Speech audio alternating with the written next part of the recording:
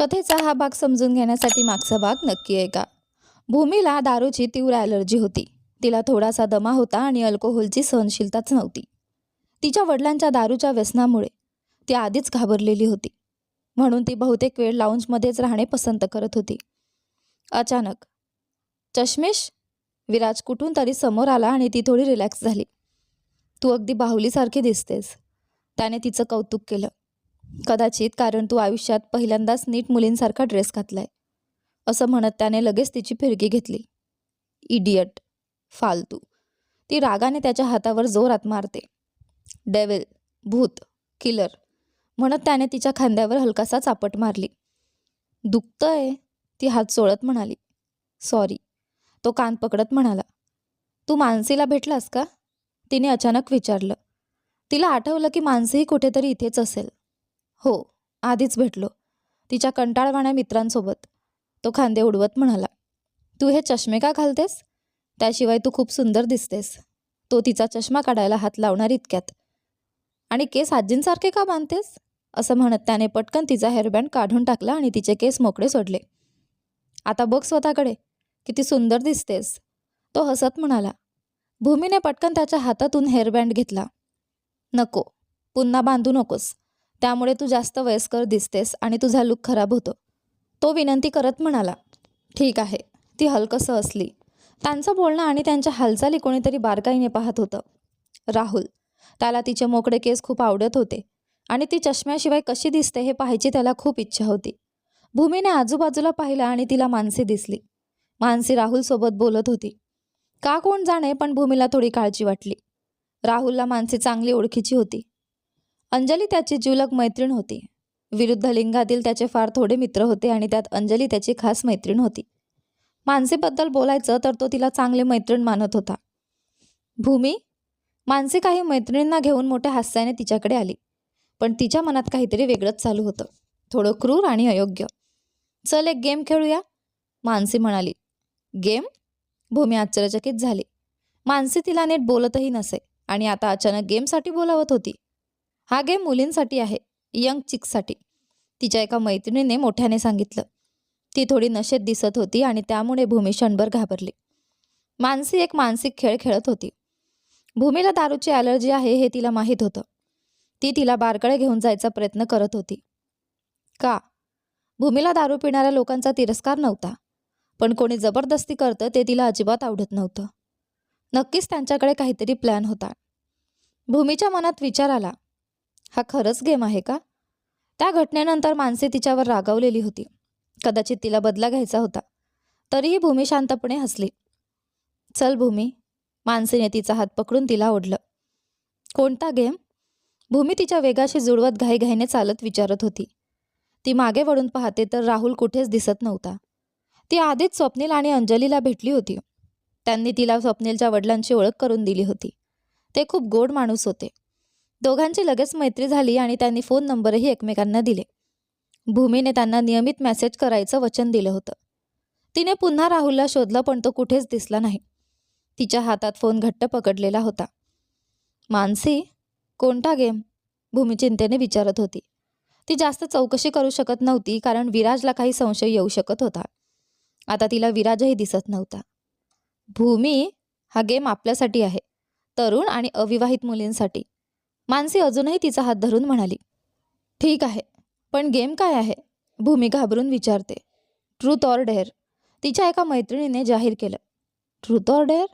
भूमीचा चेहरा फिकट पडला. तिला त्यात भाग घ्यायचा नव्हता. मी नाही खेळणार मानसी, प्लीज, ती विनंती करू लागली. एकदा ट्राय करून बघ भूमी, मी आहे ना इथे, मानसी तिला खूप आग्रहाने तयार करत होती. नको नको मानसी, प्लीज, ती विनवणी करू लागली. त्या सगळ्या बारच्या टेबलसमोर उभ्या होत्या. बारटेंडर समोर टकीला आणि वोडकाचे शॉट्स ठेवलेले होते. भूमीने डोळे मिटले. तिने तिथून निघून जाण्याचा प्रयत्न केला, पण कोणीतरी तिचा हात घट्ट पकडला. गेम सुरू झाला.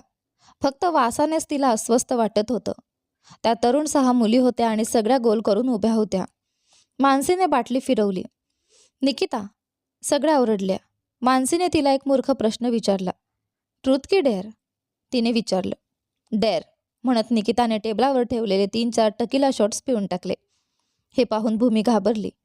ती 2 पावलं मागे सरकली आणि पटकन मेसेज पाठवला, डेंजर ॲट बार. ती निळे टिक दिसण्याची वाट पाहत होती. मानसीने पुन्हा बाटली फिरवली. यावेळी चित्राने ट्रूथ निवडून उत्तर दिलं. तिसऱ्यांदा मानसीची नजर भूमीकडे वळली. भूमी, सगळ्या ओरडल्या. मानसीच्या चेहऱ्यावर आतून एक दृष्ट स्मित उमटलं आणि ते पाहून भूमी घाबरली. कधी असं झालंय का की एका क्षणासाठी सुद्धा तू तुझ्या मैत्रीला प्रेम समजली आहेस? तिने असा प्रश्न विचारला जो अजिबात स्वीकारार्ह नव्हता. ट्रूथ की डेअर? सगळ्या पुन्हा विचारू लागल्या. भूमीला खूप लाज वाटू लागली. मानसी, मला जायचं आहे, भूमी विनंती करत म्हणाली. तुझ्या गेमला भाड्यात घाल, मानसी हसत म्हणाली. हे ऐकून भूमीला राग आला. 5 शॉट्स, तू गेम हरलीस. हा डेअर आहे, एका मुलीने ओरडून सांगितलं. कधीच नाही, भूमी हट्टाने म्हणाली. तुला घ्यावेच लागतील, असं म्हणत एका मुलीने तिची हनुवटी पकडली आणि शॉट तिच्या तोंडात ओतला. जाडतंय, सोडा मला, भूमी ओरडली आणि तिने मानसीला जोरात चापट मारली. मानसीने तिचा संयम संपवला होता आणि यावेळी भूमीला कोणासाठी स्वतःला रोखता आलं नाही. भूमीने मानसीला थप्पड मारली. ती पूर्णपणे असहाय्य वाटत होती. यामुळे मानसी अजूनच संतापली. आणखी 2 शॉट्स. त्याच मुलीने निर्दयपणे अजून एक शॉट तिच्या तोंडात ओतला. पुढचा शॉट येणार हे ओळखून भूमी सावध झाली आणि तिने तो ग्लास जमिनीवर फेकून दिला. आता लोकांचं लक्ष या सगळ्याकडे जाऊ लागलं. सगळीकडे घबराट पसरली. दुसऱ्या एका मुलीने तिची हनुवटी पकडून अजून एक शॉट ओतला. 5-6 शॉट्स, कदाचित त्याहून जास्त. आधीपर्यंत सगळे आपल्या कामात व्यस्त होते, पण आता सगळ्यांना काहीतरी गडबड आहे हे कळू लागलं. एका मुलीने तिच्या फ्रॉकवर पाय दिला आणि परिस्थिती आणखी वाईट झाली. भूमी तोल जाऊन पडली. तिच्या गुडघ्याला लागलं. तिचा फ्रॉक काही ठिकाणी फाटला. तिच्या गालांवरून अश्रू ओघळू लागले.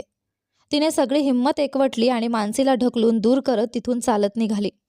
मानसीने तिचा स्लीव पकडला आणि तिच्या पकडीमुळे भूमीच्या ड्रेसची बाही फाटली. भूमी रडत होती. तिचा श्वास फुसफुसत होता. तिच्या ड्रेसवर सगळीकडे दारू सांडली होती. तिला गुदमरल्यासारखं होत होतं. त्या क्षणी तिला इतकं दुःख सहन करण्यापेक्षा मरावंसं वाटत होतं. शेवटी तिची वाट संपली. फोनवर निळे टिक दिसले. ती प्रवेशद्वाराजवळ उभी राहून वाट पाहत होती. तिला तिथून लगेच निघून जायचं होतं. अचानक तिला कुणाला पाहण्याची तीव्र इच्छा झाली. काय माहीत, तो इथेच असेल का? तिने मनात विचार केला, नशिबावर सोडून. तुझं डोकं फिरलंय का? विराज मानसीवर ओरडला. मी काय केलं? मानसीने फिकट चेहऱ्याने त्याच्याकडे पाहिलं. विराज भूमीसाठी तिच्यावर ओरडतोय ही कल्पनाच तिला सहन होत नव्हती. तू नाही तर मग कोण? विराजने तिचा हात घट्ट पकडला. दुखतंय, ती संतापाने ओरडली. त्याचा स्पर्शही तिला घाण वाटत होता. खरंच? असं म्हणत त्याने तिचा हात सोडला आणि बाजूच्या बेंचवर बसून राहिला. मानसी, अंजली तिचं नाव घेत रागाने तिथे आली. ती खूपच संतापलेली होती. भूमी कुठे आहे? अंजली कसाबसा आपला राग आवरत विचारत होती. मला माहीत नाही, मानसीने कपाळावर आठ्या घालत उत्तर दिलं. सगळे माझ्याकडेच का विचारताय? मला कसं कळणार ती कुठे गेली? ती रडत म्हणाली. मानसी, सहानुभूतीचं किंवा बळी पडल्याचं नाटक करण्याची ही वेळ नाही. गप्प बस आणि खरं सांग. काही गडबड निघाली तर स्वप्नील आपल्याला सोडणार नाही. मी शपथ घेते. अंजलीने तिला इशारा दिला. तूच तिला सोबत घेऊन गेलीस, मग तिची काळजीही तुलाच घ्यायला हवी होती. अंजली रागाने टोमणा मारत म्हणाली. अंजली बेंचच्या दुसऱ्या टोकाला बसली आणि भूमीबद्दल विचार करू लागली. मानसीने जे विचार केला होता आणि जे प्रत्यक्षात घडलं होतं त्यात जमीन आसमानाचा फरक होता.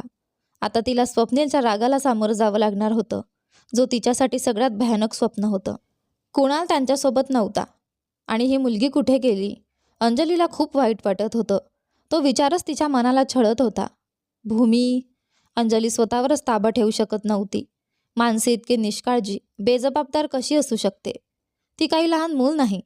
देवासाठी सांगते, ती 22 वर्षांची मुलगी आहे. मानसीने स्वतःचं समर्थन केलं.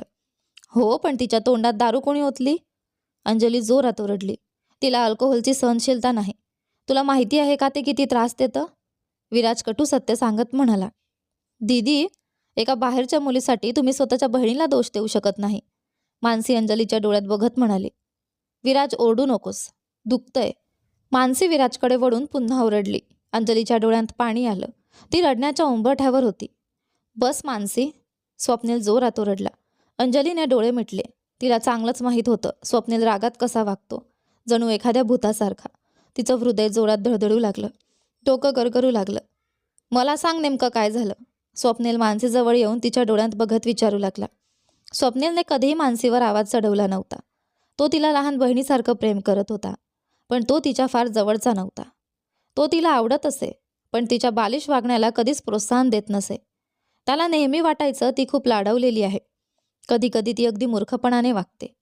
छोट्या छोट्या गोष्टींवर ओरडणं, उड्या मारणं, तिला अजून शिस्त लागायला हवी होती. इतरांनी जाणीवपूर्वक किंवा नकळत चूक केली तरी ती तिच्या कृतींनी त्यांना दुखावण्याची तिची खूप वाईट सवय होती. विराज आणि मानसीबद्दल फक्त 2 लोकांना माहिती होतं, स्वप्नील आणि अंजली. त्यांनी तिला वचन दिलं होतं की विराजला नोकरी मिळेपर्यंत आणि तो आर्थिकदृष्ट्या स्थिर होईपर्यंत ते तिच्या पाठीशी उभे राहतील. पण स्वप्नीलला कधी वाटलंच नव्हतं की ही जोडी टिकेल. मानसी खूप उतावळी, सतत नवीन पर्याय ठेवायला आवडणारी. विराज मात्र सरळ, स्पष्ट विचारांचा आणि आपल्या निर्णयांवर ठाम राहणारा. ती लाडावलेली राजकुमारी आणि इतरांच्या भावना फारशा न विचारणारी. 2 अगदी वेगळे स्वभाव. स्वप्नील तिथेच उभा राहिला.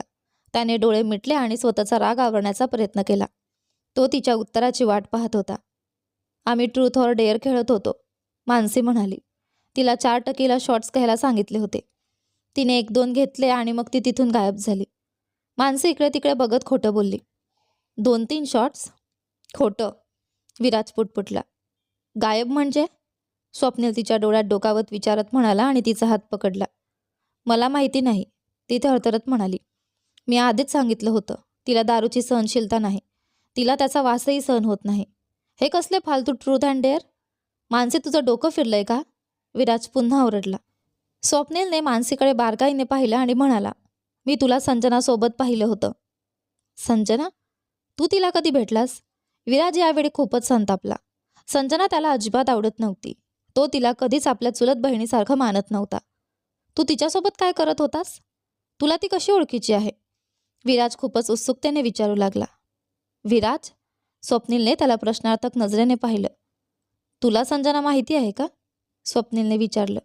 हो सर, ती माझी दूरची चुलत बहीण आहे, तो दीर्घ श्वास घेत म्हणाला. संजना?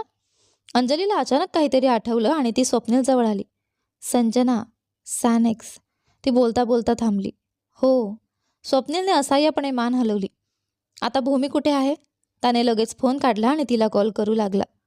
फोन उचल भूमी, तो पुन्हा पुन्हा कॉल करत होता. आपल्याला तर तिचा फोन कुठे आहे तेही माहिती नाही, तो पुटपुटला. त्याचा राग पाहून मानसी खरंच घाबरली. हे बरोबर नाही मानसी, तू तिला जबरदस्तीने शॉट्स पाजलेस. अंजलीने ते पाहिलं आणि मला सांगितलं. अंजली जोरात ओरडली. आणि ती संजना तुझ्यासोबत आहे. तू अशा बाईशी मैत्री करशील असं मी कधी स्वप्नातही विचार केला नव्हता. अंजली पूर्ण ताकदीने ओरडत होती. स्वप्नीलला अंजलीसाठी वाईट वाटलं. तिला राग अजिबात आवडत नाही आणि आता ती थरथरत होती. तेवढ्यात फोन वाजला. राहुल. स्वप्नीलने पहिल्याच रिंगला फोन उचलला. ती अजून तिथेच आहे का? त्याने घाईघाईने विचारलं. नाही, मी दिसताच पळाली. राहुल काही शिव्या पुटपुटत म्हणाला. मी तिला सोडणार नाही. स्वप्नीलचा राग त्याला जाणवत होता. राहुल. अचानक फोनवर भूमीच्या रडण्याचा आवाज आला. भूमी तुझ्यासोबत आहे का? स्वप्नीलने आशेने विचारलं. हो, खरं तर तेच सांगायला फोन केला होता. काळजी करू नकोस, मी तिला डॉक्टरकडे घेऊन जातोय, असं सांगून राहुलने फोन ठेवला. देवाचे आभार. स्वप्नीलने सुटकेचा निश्वास टाकला आणि मानसीकडे वळला. राहुलला आधी वाटत होतं की विराज भूमीशी फ्लर्ट करत आहे. त्याने कधीही तिच्याकडे थेट विचारलं नव्हतं, पण त्याने त्यांना अनेकदा एकत्र पाहिलं होतं. मानसीने त्याला सांगितलं होतं की विराज हा तिचा आणि भूमीचा कॉमन फ्रेंड आहे. तिने राहुलशी थोडं बोलून त्याला असंही सांगितलं होतं की कदाचित भूमीला तो आवडत असेल. मानसीने राहुलला हेही सांगितलं होतं की भूमीला विराजवर क्रश आहे. हे ऐकून राहुलचं मन तुटलं होतं. पण तरीही त्याला असं का वाटत होतं की भूमीचं लक्ष त्याच्याकडे जास्त आहे. ती खरंच त्याच्याकडे आकर्षित आहे, विराजपेक्षा जास्त. भूमी राहुलचं उघडपणे कौतुक करत असे. कधी कधी त्याच्या नजरेला नजर मिळाली की ती लाजत असे. मग त्याला का वाटत होतं की विराज आणि भूमी फक्त मित्र आहेत? कदाचित मानसी खोटं बोलत असेल, कदाचित नाहीही. राहुल पूर्णपणे गोंधळलेला होता. त्याच्या असुरक्षित भावना त्याला रोज त्रास देत होत्या. त्या हळूहळू त्याला आतून खात होत्या. त्याला फक्त दारू प्यायची आणि सगळं विसरून झोपून जायचं होतं. तो तिथून निघून स्वप्नीलकडे गेला आणि त्याच्याशी बोलू लागला. कुणालाही त्याला दिसत नव्हता. त्याची त्याला आठवण येत होती. त्याला कंटाळा येऊ लागला होता. काय? कंटाळा आलाय? स्वप्नीलने राहुलकडे पाहिलं. राहुल बिअरचा घोट घेत होता. हो, तो भुवया उंचावत म्हणाला. भूमीबद्दल तुझी नेमकी समस्या काय आहे? स्वप्नीलने चिडलेल्या चेहऱ्याने विचारलं. विचार कर. कदाचित तू नकळत तिच्या भावना दुखावत असशील. यावेळी स्वप्नीलने त्याला इशारा दिला. स्वप्नीलला हा विषय काहीही करून बोलायचाच होता. त्याने राहुलला खूप वेळ मोकळं सोडलं होतं. काय? मला काही समजलं नाही. राहुलने खांदे उडवत पुन्हा बिअरचा घोट घेतला. त्याला या विषयावर बोलायची अजिबात इच्छा नव्हती. त्याचा मित्र त्याला थोडा वेळ तरी शांत सोडू शकत नाही का? राहुल, ते सोड आणि माझ्यासोबत ये. तेवढ्यात अंजली आली. तिने बिअरच्या कॅनकडे बोट दाखवलं आणि जणू आदेशच दिला. का? राहुलने सुस्कारा टाकत कॅन बाजूला ठेवला. तू विराजला भेटलास का? तुला तो माहिती आहे का? तिने त्याचा हात धरला आणि त्याला विराजकडे ओढत नेलं. राहुलने भुवया उंचावल्या. स्वप्नीलने खांदे उडवत हसला. विराज, हा राहुल. अंजलीने दोघांची ओळख करून दिली. तुम्ही दोघं थोडा वेळ गप्पा मारा, असं म्हणत ती स्वप्नीलकडे हसली आणि राहुलकडे भुवया उंचावत निघून गेली. राहुलला लगेच समजलं. तिने त्याला एक काम दिलं आहे. त्याला आता या मुलाबद्दल माहिती काढायची आहे. पण का? आत्ता का? राहुलने स्वप्नीलला हळू आवाजात विचारलं. जोडी जुळवायची आहे. स्वप्नील हसू दाबत म्हणाला. तिला बघायचंय हा मुलगा कसा आहे. तो हसत म्हणाला. पण कोणासाठी? ती मुलगी कोण? राहुलने चेहरा वाकडा करत विचारलं. त्याच्या डोक्यात वाईट शक्यता फिरू लागल्या. राहुल खरंच चिंतेत पडला होता. तो इथे का उभा आहे आणि हे सगळं त्याला एवढं वेडं का करतंय? मीच का? तो इकडे तिकडे पाहू लागला. स्वप्नीलला त्याचा ताण जाणवला. याला काय झालं? तो कपाळावर आठा घालत म्हणाला. अंजलीला बोलवू का? स्वप्नीलने जणू धमकीच दिली. आता स्वप्नीलची पाळी होती. राहुलने त्याच्यावर केलेल्या सगळ्या मूर्ख खोड्यांचा बदला घेण्याची. गप्प बस. राहुल पुटपुटला आणि स्वप्नील जोरात हसू लागला. राहुल काही वेळ विराजशी बोलत राहिला आणि स्वप्नील त्याचा चिडलेला चेहरा पाहून मजा घेत होता. अचानक राहुलला काहीतरी जाणवलं. त्याला भूमी कुठेच दिसत नव्हती. ती कुठे गेली? त्याने आजूबाजूला पाहिलं. सगळे इथेच होते. स्वप्नील, अंजली, विराज, सगळे. मग ती कुठे आहे? त्याला अचानक काहीतरी धोका जाणवला. विराज? अंजलीने हाक मारली. विराजने फोन बाजूला ठेवला आणि तिच्या वडिलांना भेटायला निघून गेला. विराज तणावात होता आणि स्वप्नीलही छाती धरून उभा राहिला. तेवढ्यात मानसीने संधी साधली. तिने भूमीचा हात पकडला आणि तिला बारकडे ओढून नेलं. ती योग्य क्षणाची वाट पाहत होती. आता सगळे तिच्या वडिलांशी बोलण्यात व्यस्त होते. विराज, स्वप्नील, अंजली, सगळ्यांचं लक्ष तिकडेच होतं. राहुलने तेवढ्याच संजनाला बारमधून बाहेर येताना आणि लाऊंज पार करताना पाहिलं. हरामखोर, तो दाताखाली पुटपुटला. ती इथे का आली आहे आणि तिला कोणी बोलावलं? राहुल चिडून म्हणाला. धत. निराशाने त्याने डोकं हलवलं. तो तिच्या मागे धावला. आसपास कोणीच दिसत नव्हतं. तरी तो थांबला नाही. प्रत्येक कोपरा, प्रत्येक जागा पाहत तो तिचा मागोवा घेत होता. पण ती तिथून निघून गेली. ती आधीच तिथून गायब झाली होती. तो धापा टाकत उभा राहिला. तेवढ्यात त्याला कोणीतरी कुरकुरत रडण्याचा आणि जोरजोराने श्वास घेण्याचा आवाज ऐकू आला. तो त्या आवाजाकडे गेला आणि प्रवेशद्वाराजवळ जमिनीवर पडलेली भूमी दिसली.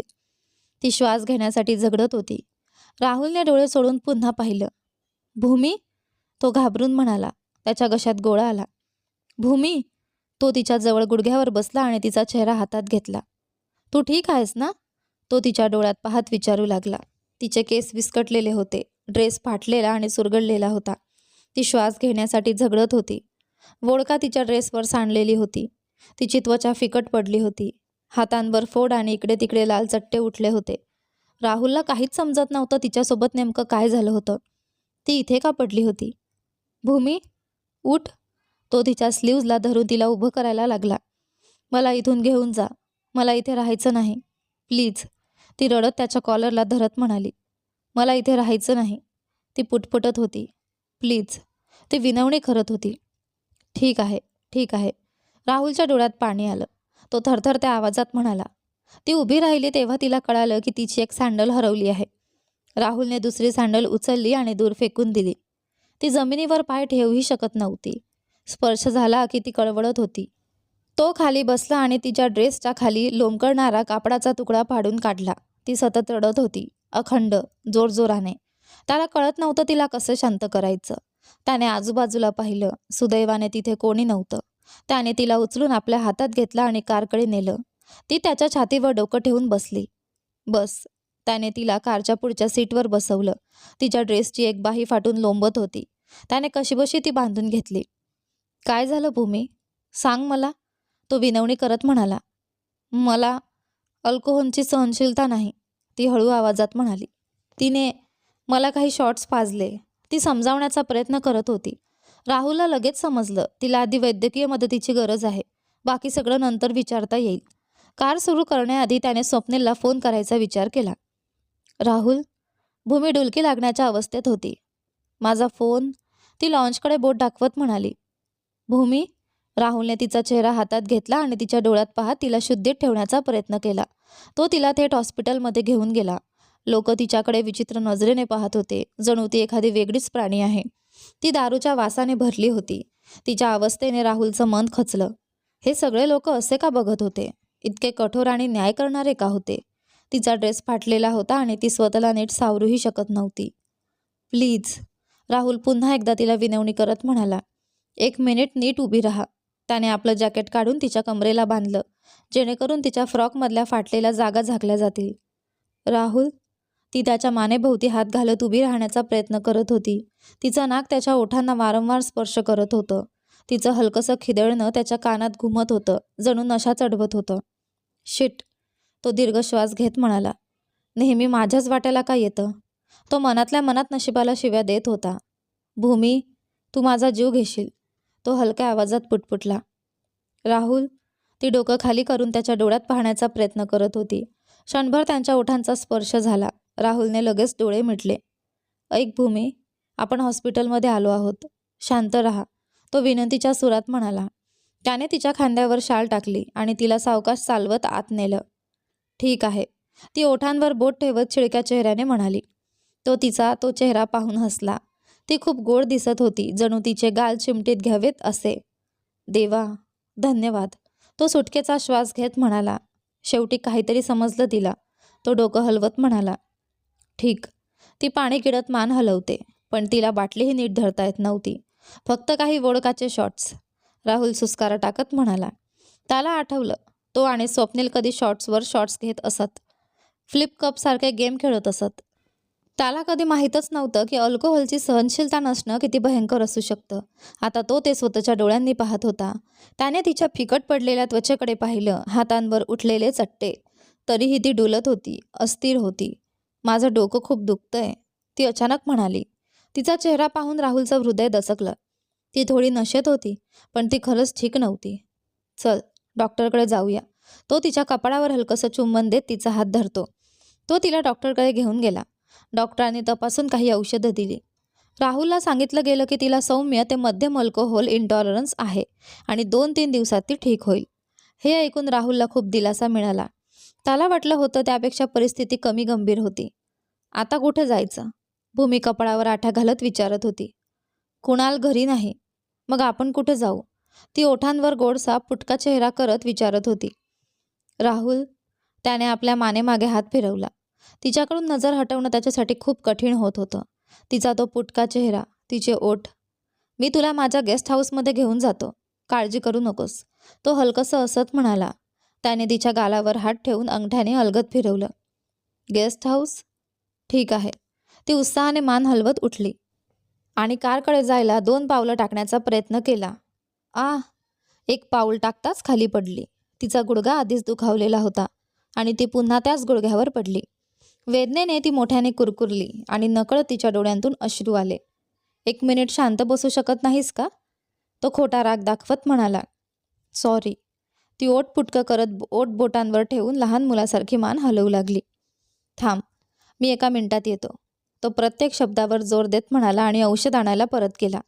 त्याने एका नर्सला तिला थोडा वेळ सांभाळायला सांगितलं आणि ती तिथे शांत बसली आहे याची खात्री केली. तुझं नाव काय? नर्स हसत तिच्याकडे आली. श्श, शांत राहा, भूमीने ओठ बोटांवर ठेवत डोकं हलवलं. तिचं ते निरागस वागणं पाहून नर्स हसली. तेवढ्यात राहुल औषध घेऊन परत आला. हिचं नाव काय? नर्सने पुन्हा विचारलं. भूमी, राहुल हलक्या आवाजात म्हणाला, थोडा लाजत. भूमी, खूप गोड आहे ही. नर्स तिच्याकडे पाहून हसली. चल, उठ, जाऊया, राहुलने तिचा हात धरत हसत म्हटलं. काळजी करू नका, तुमची बायको ठीक होईल. काही शॉट्समुळे असं झालंय. हलकासा अल्कोहोल इंटॉलरन्स आहे. तिला भरपूर पाणी पाजत राहा, नर्सने राहुलला सांगितलं. बायको? हा शब्द ऐकून राहुलच्या गालांवर लाली आली. त्याच्या छातीत एक वेगळीच आनंदाची भावना दाटून आली. हो, बायको आणि नवरा. भूमीला काय समजलं कोण जाणे, पण ती मोठ्याने हसली आणि राहुलच्या गालाला हलकसं चिमटा काढला. गप्प बस. राहुलने तिचं बोट पकडला आणि तिला शेवटी कारपर्यंत घेऊन गेला. तो एक दीर्घ श्वास सोडत म्हणाला, आज तर खूप मोठं काम केल्यासारखं वाटत होतं. नशेत असलेल्या मुलीला सांभाळणं म्हणजे जवळजवळ अशक्य काम आहे हे त्याला आता समजलं होतं. रायू मात्र शांत नव्हती. 10 मिनिटं ती सतत काहीतरी बोलत राहिली, पूर्ण अर्थहीन, न थांबता. पहिल्या 10 मिनिटात ती ठीक होती, पण अर्ध्या तासानंतर ती पूर्णपणे डुलायला लागली. तिचं बोलणंही अडखळायला लागलं. तरीही ती सतत डोकेदुखी आणि पोटदुखीची तक्रार करत होती. राहुलला स्वतःलाच समजत नव्हतं, पण तोही थोडा वेळ अस्वस्थ वाटत होता. का? शेवटी ते गेस्ट हाऊसमध्ये पोहोचले. उतर. त्याने हात पुढे केला. ती मान हलवत खाली उतरली, पण पहिल्याच पावलावरती अडखडली. राहुलने सुस्कारा टाकला आणि तिला पुन्हा उचलून घेतलं. थेट खोलीपर्यंत घेऊन गेला.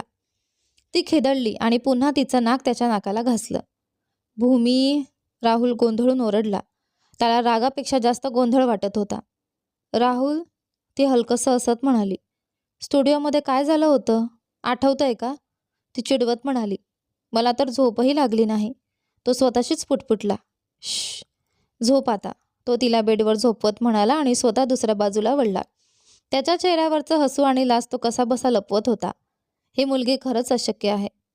ठीक आहे. ती बेडवर पडून त्याच्याकडे पाहत राहिली. राहुल सोफ्यावर जाऊन बसला. तिच्याकडे बघत तो काही क्षण शांत बसला. राहुल. ती पाय दुमडून बसली. यानंतर पुढे काय होतं ते पहा आपल्या कथेच्या पुढच्या भागामध्ये. पण तोपर्यंत तुम्हाला हा भाग कसा वाटला मला कमेंट करून नक्की सांगा.